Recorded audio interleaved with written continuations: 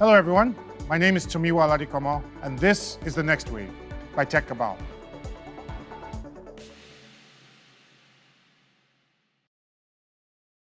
Today we're talking about 5G in Africa, how much progress we've made with adoption, how much is still left to be done, and how we can maximize its benefits. With me today, I have the head of Sub-Saharan Africa at the GSMA, Angela Wamola. I also have the Chief Technology and Information Officer at the MTN Group, Mazen Mruoé. Thank you so much for joining us today. We're going to start with you, Angela. Now, 2G, 3G era is gradually approaching its dusk. Already, many countries globally have announced shutdown dates for both networks, although in Africa, things are still moving a bit slower, and understandably so. These networks have had a good run, but if there's one thing the pandemic has shown us, it's that we're going to be a lot more dependent on the internet than we ever were. But COVID trends are not the only ones that we're seeing. In Africa, fintechs are providing innovative financing options to make it easier for people to afford high-end devices that support more advanced networks. One of these schemes is the increasingly popular buy now, pay later trend. How would you say these various factors are contributing to the way Africa and its technology providers think about the adoption of 4G and 5G networks? So naturally, demand for these financial and payment platforms has driven mobile device purchases and mobile internet connectivity through 2G, 3G, and 4G. So while 3G is still the dominant internet connection for a majority of our citizens across sub-Saharan Africa, the proliferation of these applications and their demand will support the acceleration of 4G and 5G deployment across the continent. Now, 4G still has some room to grow in most developing markets, and particularly in sub-Saharan Africa, where 4G adoption is still very low, below a fifth of the total connections, and operators are stepping up efforts so that we can migrate our existing 2G and 3G customers to our 4G networks. Globally, we have 4G adoption that accounts for 55% of total connections. And by 2025, we have seen that this will down from a peak of 58% in 2021. And in 2020, 3G in sub-Saharan Africa made the largest chunk of mobile internet connections at 57%, while 4G represented just 16% and 2G represented 26%. And by 2025, we expect 3G to continue representing still at 57%, while 4G will grow to 29%, and 5G will begin to grow at 4%, while 2G sunsets at 10%. Now, when it comes to 5G, something that's still fairly new, we're seeing some kind of progress on that end. South Africa and Kenya have already rolled out the network, and as of 2020, 18 African countries were either testing or rolling out 5G. In 2021, there were 7 commercial 5G networks in 5 markets across the region, and the GSMA predicts that by 2025, 3% of mobile connections on the continent will be 5G. If adoption continues to grow at this rate, we're looking at new opportunities in healthcare, finance, e-commerce, education, and so on. What excites you the most about these possibilities? That's exactly true, that there are so many exciting opportunities and industrial applications that can be harnessed using the power of 5G in the coming years in Africa. If you look at the global stage, just to set the scene, we're already beginning to see how in the area of transportation, 5G is playing a crucial role in the last mile delivery, where we are seeing advanced automated vehicles with extremely low latency, transmitting signals with such minimal lag. And this means that with 5G, we're seeing how they're reducing the time for autonomous vehicles to make decisions on the road and ensure greater safety and reliability.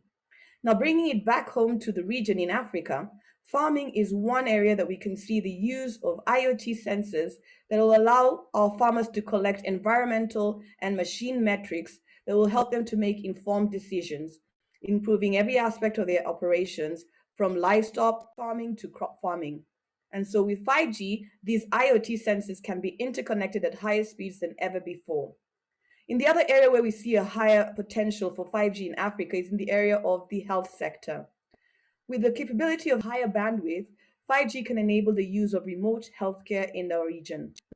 It will allow for personal health or medical data collection to be shared at a greater speed from an individual who is in one location to a provider in a different location, and this will allow them to have greater healthcare and related support. So I think there are a lot of use cases that we see, and the potential for 5G is exciting.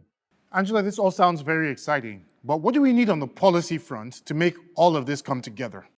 I'd like to just say that, to just start off, that 5G and any kind of technology, the mobile industry is a very capital intensive industry. And so to stimulate the investment that is needed for 5G infrastructure, governments and regulatory bodies need to establish a range of policies that will stimulate investment in this area. If you look at what we've previously discussed in terms of the 2G, 3G sunset, we realize that in Africa, the return of investment for what has been put in place in terms of infrastructure still has a bit of runway to go. And therefore, to encourage investors to be able to realize the return of investment, it is critical that we have legal or policy frameworks that will allow technology neutrality in terms of allowing mobile operators who have already invested in 2G and 3G, 4G licenses to carry those over into 5G and not have to reinvest in another form of licensing for 5G. And this will allow eventually the costs to be passed on lower to our consumers, because the affordability for our citizens is a key enabler for why they should go online. Another thing we need to look at is how can we also begin to provide a wider access to site locations for network infrastructure. When we come to the 4G and 5G infrastructure and the technologies around this and their applications, one of the key considerations we need to look at is that these require densification. And what I mean by this is that they require a lot of small cells deployment to be able to realize the potential and the capabilities of 5G, such as higher speeds and low latency.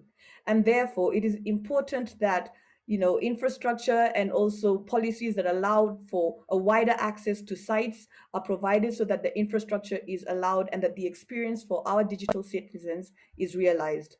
Another area we could look at in terms of facilitating infrastructure development is in the area, obviously, of enabling deployment of backhaul, because we do realize that for for the lower latency and the greater speeds to be realized, the backhaul transportation is critical.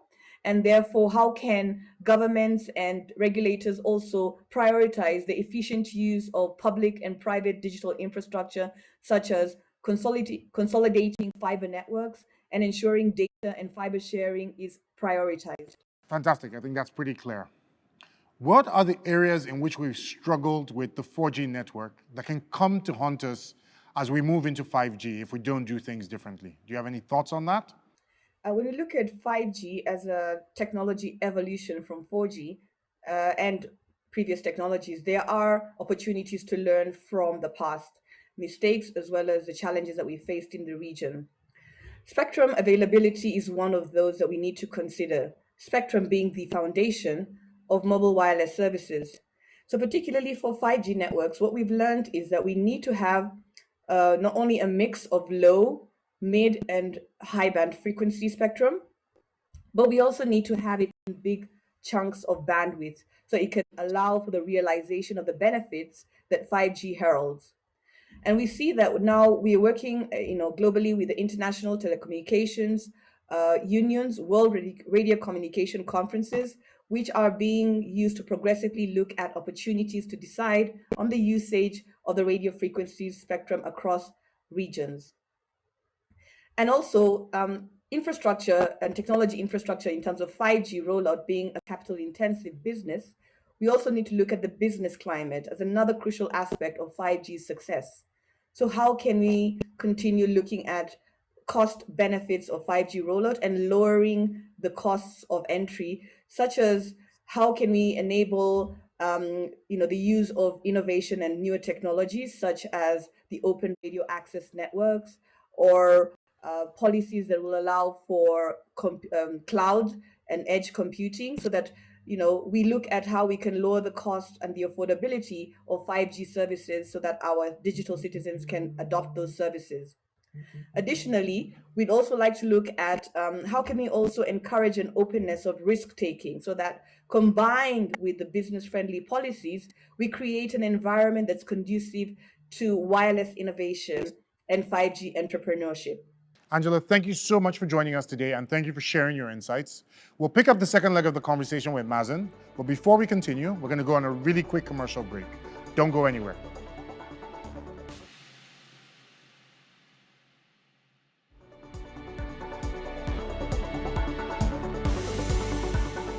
Welcome back, everyone. We're here with Mazen from MTN. Hi, Mazen. Thank you for joining us today. Thank you. Let's dig a little bit into the challenges of rolling out 5G in Africa. The biggest challenges that we see, of course, are the amount of investment that's required, as well as how committed the market is to 2G and 3G across the continent. How is MTN thinking about this as you roll out 5G? We know you're already in a couple of markets. 5G technology has become matured in most countries, and the mobile operators around the world are investing millions of dollars into their infrastructure to enable 5G services for their customer base. And same we are doing as MTN. And definitely there are multiple challenges that we are trying to address at this stage.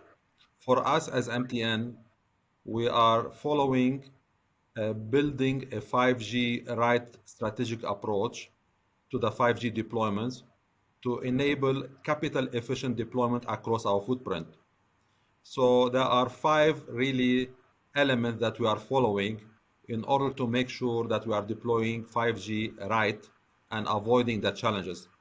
The first, what we are trying to do is to ensure, and that's what have started already like 4 or 5 years back, with the 4G modernization and deployment that we are rolling out the 4G technology, we made sure that the baseband units that are used for 4G technology are also enabled for 5G. So that means we don't really need to repeat the investments.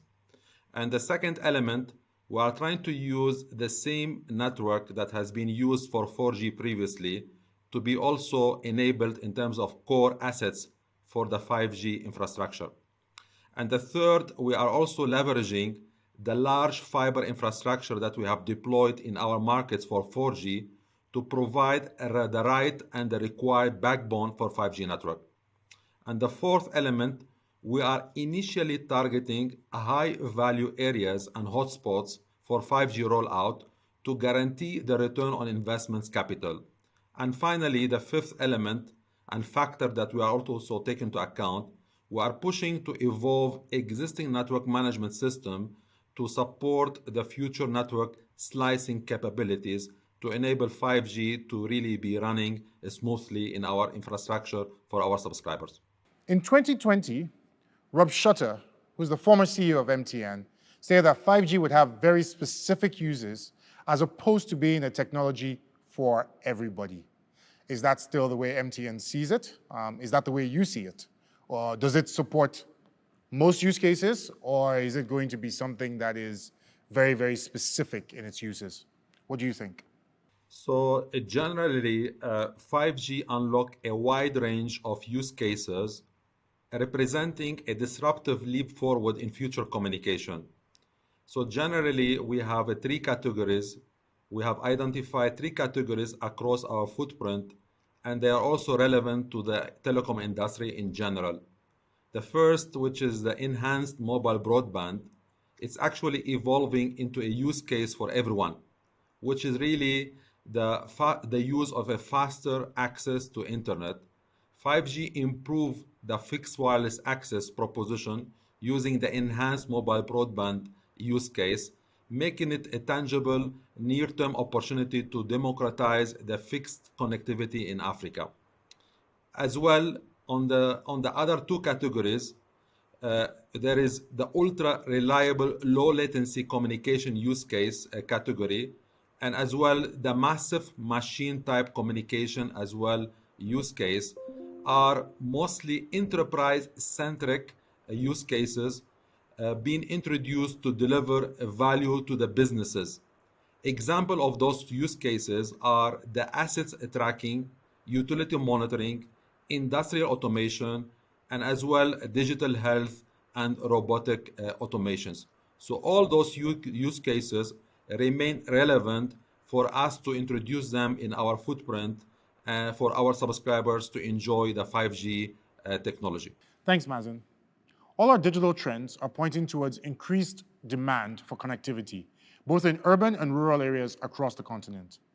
What are the things that the key stakeholders groups can do to maximize the deployment of connectivity to people across the continent? So from MTN perspective, as a mobile network operator, connectivity requirements can be met by really following at least four elements. One, we are making sure that we push for refarming or reusing an existing spectrum that we have introduced and been used for 2G and 3G technology to be more efficient for 4G and 5G technology. The second, as well, we are pushing to use a higher order modulation technology that can really provide a much more wider coverage when it comes to antenna connectivity and coverage on the radio. And third, we are deploying 5G extra capacity as another also way to maximize the output of our radio. And as well, we are using innovative deployments models on the financials, like we are deploying either CapEx model or OpEx model, or through a revenue share models that we're having solutions to expand the coverage to the unconnected.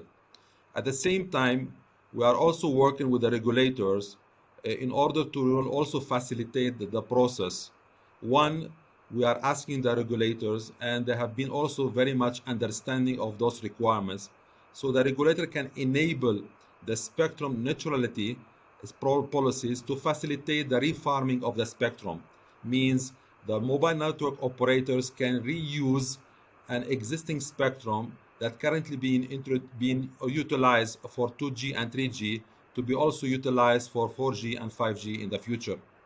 As well, we are also expecting the regulators to auction out the new 5G spectrum in time and at the right price to support increasing data growth. And as well, we are expecting regulators to really also offer tax incentives for rural connectivity sites in order to accelerate the expansion of coverage. And as well, we encourage the regulators as well and the governments to relook at the import duties for the devices to allow 5G enabled devices sold in the markets at an affordable price. Thanks, Mazen. With 5G getting phased in across the continent and 4G already in place, it's clear that we're going to have to phase out 2G and 3G technologies. How long do you think that's going to take, and what are the things that the market needs to do to prepare for that phase out? So 2G and 3G, the second generation and the third generation device represent around 2/3 of the device penetration in most of the Sub-Saharan markets. Therefore, a shutdown of 2G and 3G will only happen and will only be made feasible in approximately 4 to 5 years from now. We see in South Africa that they have 60% of their devices are 4G capable. Therefore, that can be done earlier in 2-3 years from now. So in general, it's not an easy task. It requires a lot of really preparation, and it will take probably 4 to 5 years on average. So we see the possibility in most markets to shut down 3G before 2G, mainly because 3G users have more potential and capability to move to 4G than the 2G users. However, successful 3G shutdown will require as well industry alignments, investment, regulatory support, and a clear execution plan. So we expect the regulators to provide permissions to refarm legacy spectrum to 4G and 5G with support for forced migration and roaming and sharing agreements. And the second, we also expect industry alignments between the operators on legacy network shutdown horizon to mitigate mutual commercial risks. And third, we also expect and we are working on a clear device strategy and customer engagements with supporting marketing initiatives to engage customers and to drive shutdown and migration awareness and enable the movements as smooth as possible. And fourth, we are also expecting and we are encouraging and we are in continuous dialogue with the regulators to ensure there is a regulatory enforcement of right device importation into the markets. And finally, we also are pushing for refarming the spectrum as soon as possible to become vacant and available for 5G deployments in our respective markets. Thank you so much for joining us today, Mazen. This has been a fascinating conversation. Unfortunately, we've reached the end of it. Thank you to our guests, as well as to our audience for sticking with us throughout this conversation today. Remember, you can tweet at us using the hashtag TheNextWaveCNBC. You can also send in your feedback via email at thenextwave@techcabal.com. Thank you for joining us, and we'll see you next week.